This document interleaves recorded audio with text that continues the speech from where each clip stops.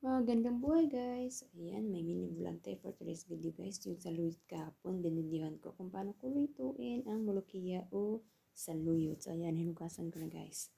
O, hugas na yan ha. Tapos may breast tayo dito, chicken. So hiniwa ko ng into cubes. Pagkatapos ay mag-ano din tayo ng bawang at sibuyas. Kasi wala kaming sibuyas guys, sabi bawang lang. So anong available? Can learn! So ayan, painit tayo ng maliit na kaldero. At lagyan natin ng mantika para igisa sa ating sarili. Charot, hindi pala. So, ayan. Ikigisa natin yung ating bawang at manok dyan, guys. So, ayan. Huwag mong sunogin yung bawang, Leia. Kunting sunog lang yung bawang, guys. Tapos, ayan. Lagyan na natin yung manok. Igisa natin siya. At syempre, pag ikinisa mo, lalagyan natin ng pampalasa. Ayan. Ano lang yung nilagay ko dyan guys, powder lang yan na asin, paminta powder, onion powder, garlic powder, yun lang, pampalasa ng simpleng-simple. Imikos-mikos natin ng konti. At pagkatapos ay lagyan natin ng mainit na tubig para mabilis kumulo yung tubig guys, dahil kailangan natin yung tubig na yan mamaya doon sa saluyot. Ito pala guys, molokiya ang tawag nila dyan sa saluyot. Paborito nila yan. Tingnan niyo po, ganyan lang ako magluto ng molokiya mga kadamay. Simpleng-simple. Tapos ayan, habang pinapakulo natin yung manok, mag-prepare tayo, magluluto tayo ng kanin guys. Ayan, kasi partner yan sa molokiya, ang kanin na puti. Ayan, ganyan lang din ako kasimpleng magluto ng kanin na puti. Nilalagyan ko lang din ng mga spices. At pagkatapos ay nilublob ang kanin. Diba? Kanin, bigas pala yun guys. Pagkatapos niyan ay lagyan natin din ng mainit na tubig kasi para mabilis siyang kumulo at maluto yung bigas. Diba? Kakaiba ang style ng pagluluto ng kanin, guys. Syempre, hindi mawawala ang hugasin. Maghuhugas muna tayo, guys, habang inaantay natin maluto yung ating kanin at yung manok.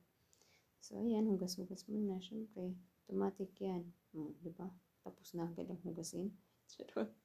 Syempre guys, atin yung i-edit. Diba, luto na rin yung kanin. Ganun kasimple ang buhay. Huwag nating gawing komplikado. Charot lang guys. So, ayan na. Ready na yung ating kanin. At ayan, kumulo na rin. Tapos na natin pakuluan yung ating manok. Ready na natin ang ating manok. Para yung sabaw, kunin natin. Tapos yung manok, separate natin yung karne ng manok. Dahil kailangan natin yung sabaw para i-blender natin yung saluyot. So, ito na nga sinasabi ko guys. Kailangan natin yung sabaw ng manok para yan malasa niya dun sa saluyot guys. Kaya yan, masarap siya kasi broth ng manok na yung ginamit natin pang blender sa kanya. So, ayan, i-blender lang natin lahat ng mga dahon ng saluyot guys. And then, pagkatapos natin yan i-blender, natin na namang lulutuin ulit. Pero, mag-prepare tayo ng mainit na, bowl. Tapos, ayan, lagyan natin ng konting butter. At saka si bawang. Minikos-mikos na naman yan ni Leia. At bawang, guys, para sa aroma. Diba? Huwag mong sunugin, guys. Konti lang. Konting sunog lang ng bawang. At ilagay na natin yung blender natin saluyot o molokiya. Diba? Ganyan lang ako magluto ng molokiya, guys. Diba? Simple-simple lang. Ayan, ilagay na natin yung manok. Thank you for watching, guys. Ayan na, ready na. May pang-ulam ka na. Gawin niyo yan sa Pilipinas, guys, kasi marami tayong saluyot para hindi nyo nafe-feel yung parang laway ng saluyot. Pero hindi mo talaga mafe-feel dyan, guys. Sarap niyan. Paborito ko yan.